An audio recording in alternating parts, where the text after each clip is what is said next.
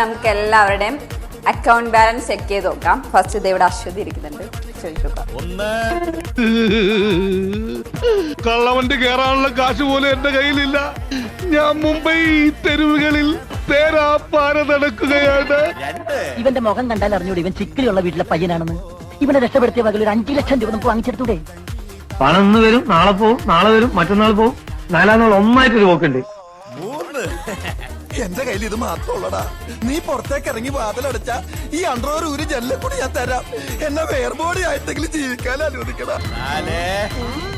ഇതൊക്കെ എന്ത് സ്വന്തം കണ്ടു തന്നെ തള്ളിപ്പോയ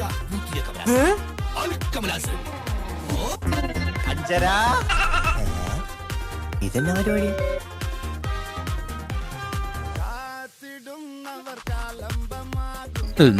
എന്റെ ഫുൾ നോട്ടം ഇനി ഇങ്ങോട്ടായിരിക്കും. But one thing, yes, is the came in on the land phone and laptop.